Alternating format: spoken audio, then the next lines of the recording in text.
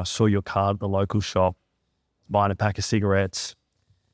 He came in to see me in the afternoon. It must have been about 3, 4 in the afternoon. He was drunk. He said, I'm here for a transformation, mate. Let's go. Have you been drinking today at all? He said, yeah, mate, I've had a skinful. I said, oh, thank you for being honest.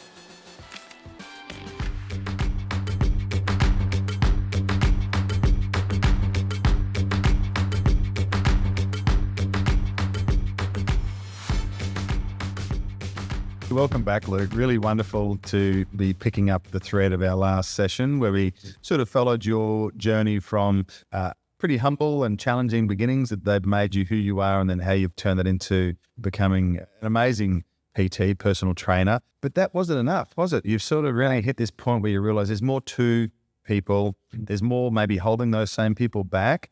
And tell me a little bit about how you've added extra elements to how you assist people you might work with in your amazing new branded company that I'd love you to share. Yeah. And just all the things you now package into helping people become their full potential. Yeah. Oh, well, thank you, Mark. I'll come back to the first client I ever had. Crystal, I actually met on a job site when I was making the transition from working as a project manager to having my own business as a trainer or a coach. She came in to see me and I said, oh, I'd love to be able to train you just to get some experience. And I remember my coach said, okay, well, the first client, you have to charge a minimum. And that minimum fee was more than what I felt it was an exchange. You could go in there, fair exchange. Training Crystal, my coach said to me, he said, I want you to charge a minimum of $60 to $80 an hour, feel your worth. And I was like, still hadn't fully completed all of my studies.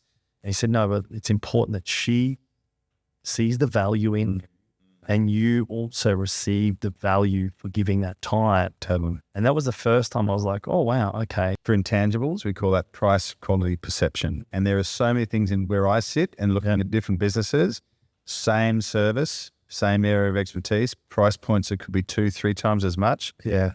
And often, we mentioned this week in a chat we had on something else, where they often are demonstrating that higher value by having a more rigorous process, and they're selling the process and discipline around the process and more data points informing whether the process is on track or off track, and better training about the practitioners through the process. Then we can charge more, which is why you feel like you can charge more when you finish your course. Yeah, that's I'm not accredited, I can't charge that much. Yeah. And the person receiving it probably wasn't going to ask you if you'd finish your course anyway. You can still help them and deliver value. Yeah. And I'll come back to this as well, because she came to see me, and what we uncovered was she had put on a bit of weight and was not feeling too good about herself. And it was after one of her coaches had put her down about One coach or she was sports coach? a sports coach. She was a very quality, high quality tennis player. She was on the junior circuit. I think it was the ATP circuit, junior circuit, doing very well in tennis, an incredible tennis player. Coach put her down, and she was playing more, turned her. So this gave me Snuffed her out. Yeah, well, it gave me a great understanding of, wow, I'm not just training this person physically, I'm helping this person mentally, emotionally. And so I'm trying to help her build up her confidence in herself, who she is. And so I realized, oh, wow, this is not just training. My first business I opened was called the Muscle Professionals. She was a young 18-year-old girl going to see the Muscle Professionals. Like, what? Hang on. Yeah. And then she was my first client, first ever paying client. And I was like, wow, my goodness, this is far more than just training young men to get strong and confident. That's right, yeah. And so for me, It's interesting how your first iteration is an extension of yourself. Yeah. Because that's the world you've come from, the very masculine football world. And then when you start coaching and working with people, you realize they're coming at your solution with so many different lenses on it. Yeah. And the other thing about coaches is people go, try another coach, or psychologist, try another psychologist. But actually the psychologists have to have multiple modes they can step into based on what the patient or the person they're working with needs, don't they? Yeah. Because sometimes, I know kids do need to push. Kids need to get going, get the cattle prod out. Sometimes you just need a hug. Hey, it's going to be okay. Or Wayne Bennett used to say you either give you a cuddle or a kick up the bum. Yeah. But knowing the distinction, Smile doing either. and when to go walk. Sammy Friday walked in the room, he'd have him in hysterics because Sammy's a funny dude. He's hilarious. But this is the thing, knowing what the client needs are. And I feel that now looking back from that, looking at what I had been through as a young man had just set me up for where I am today without even knowing it at the time. Yeah. I think for you too, knowing you very well, I think your hard exterior, but you got such a soft center.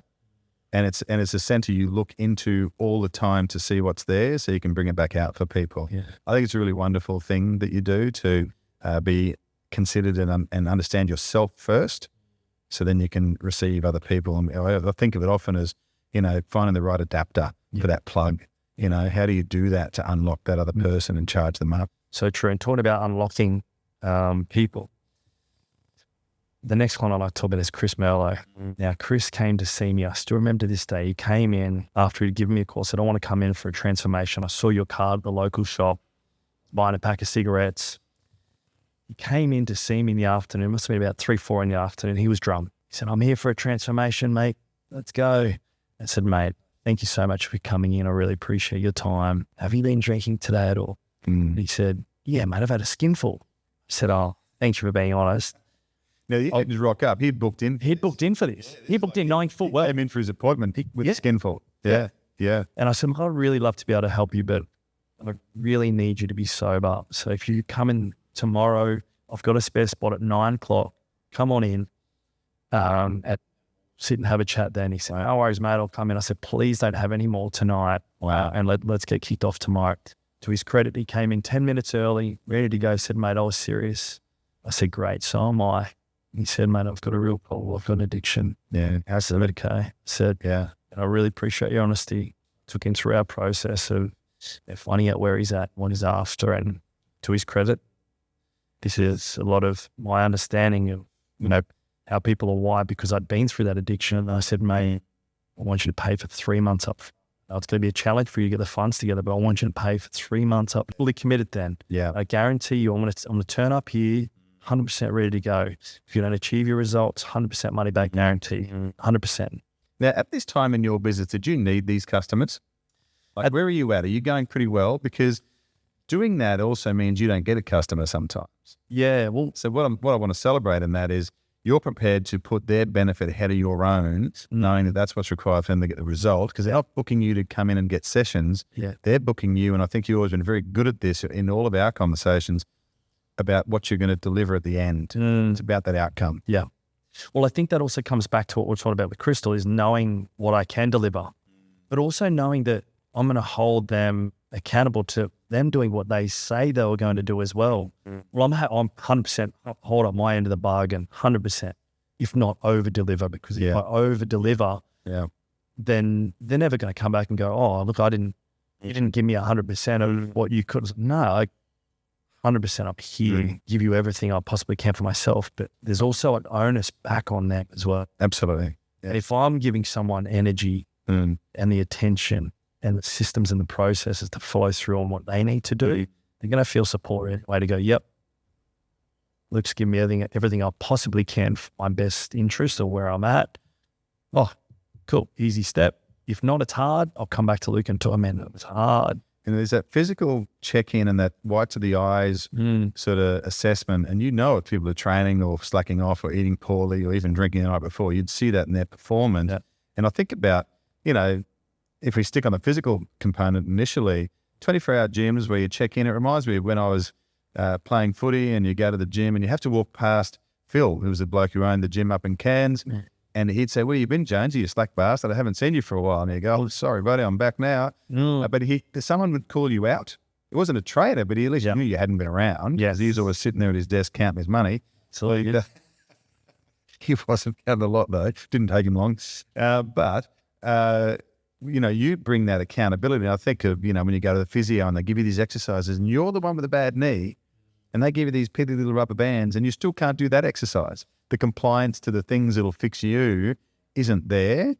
But I think I see you bring that to the people and the whites of the eyes challenge and then the adjustment And it's not just the physical. Then it goes, well, hey, what's happening for you? Oh, I'm having difficulty at home, or my work's all gone to shit, or okay, let's work in with that. Or, where are you at with your purpose in life and your goals and where you're heading and what's left means something to you. Are we on track to that? And I just love that about the conversations we have can go everywhere and anywhere, but still land somewhere worthwhile. And it's just that's why you're the world's worst packaged product, because it's just not about training. Yeah. And that comes back to Chris's story, watching where he was a cook. He was the chef down at Fun Bowls Club there. And he had a lot of time in his day to be able to cook and feed himself. So I gave him a really solid nutritional program to follow, to say, hey, we become what we eat, not only through the mouth, but through the eyes, through the ears, who we hang around. As in what we consume with what we look at, what we consume with who we listen to, even our company we keep. That's exactly right. Yeah. Yeah. So it's not just the diet through the mouth. The intake. Yep. To become the 5 people we hang around. Yeah, I think that for our children. And you think about, well, who are they hanging around with online the most? And which podcasters and silly sort of behaviors are they tuning into the most that then become one of those 5 people they spend all their time with? It's really interesting. And we have no idea who they are and no idea what they're talking about. We hear about the manosphere and all these other things happening. And you think, gee, I wonder how I check in on that. Yeah, I agree. As a concerned parent, I agree. Yeah. Completely. Yeah.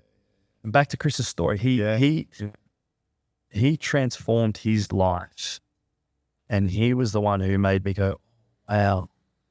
So when we strip back all these layers to ourselves, what do we actually need and what do we want? What are these core values? And that made me really look into the psychology and the spiritual side of things. And he became a trainer. He was a chef and a cook, but then it was like, I want to become a trainer myself. And he called himself the recovery coach. And what an impact you've had on this guy. He's done from full circle. We'll get this full circle moment. Last week on Sunday, week before last on Sunday, he called me up and said, mate, I want to come in, do some training with you. Sorry, it was Friday. He said, I want to come in and I want you to train me again. This is in 2011 when he was training with me originally. And 15 years later, he's like, man, I need you to train me again. Train me again. Unbelievable. 2 days later, he said, mate, I actually want to come and train my clients out of your studio. So he's been in there for 2 weeks now, training his clients in the studio in Blue. And I'll promote his book for him. It's called The 40-Year Bender. 40-Year Bender. Awesome. 40-Year Bender. So he's going on a whole journey himself right now of discovering who he is and a constant evolution of who he is. And just maybe a beautiful man watching this video, they can comment Bender and we'll get the details. Yeah. But it's so magical because, again, not unlike yourself, but certainly from a different angle, he's come from that real low point. And then, I'm going to call it self-harm by way of not looking after yourself. Comes from a place of low self-esteem. It does. And unworthiness, if I'm not pop psychologying it too much.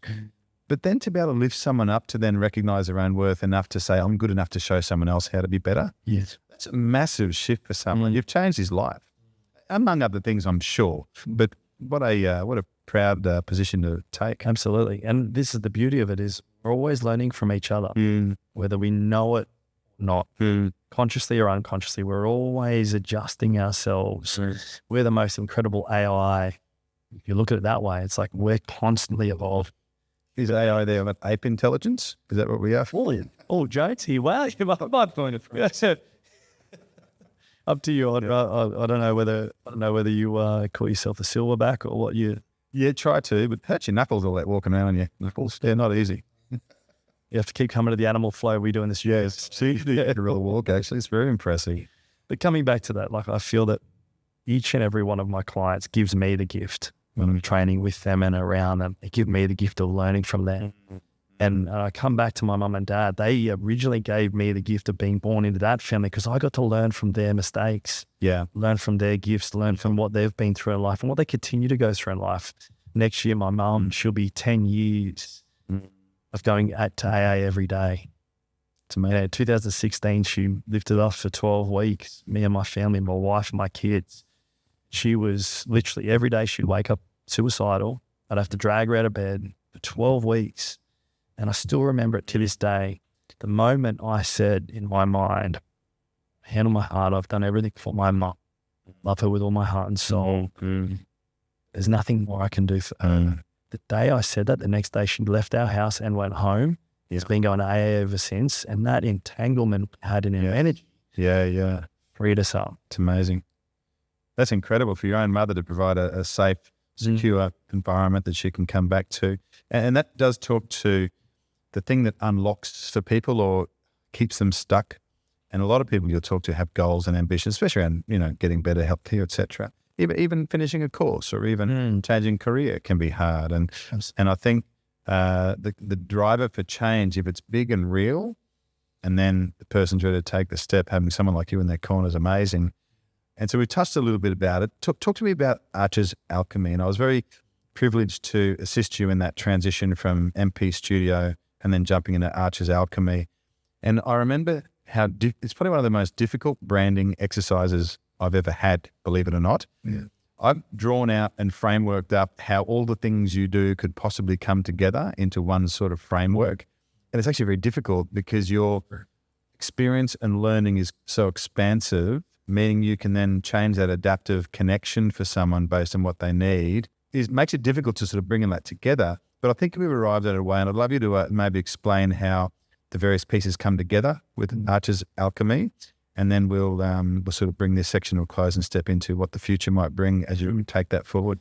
Yeah, well, we've been operating as the Muscle Professionals, or MP Studios, what we shortened it to, because we're no longer operating in the muscle world.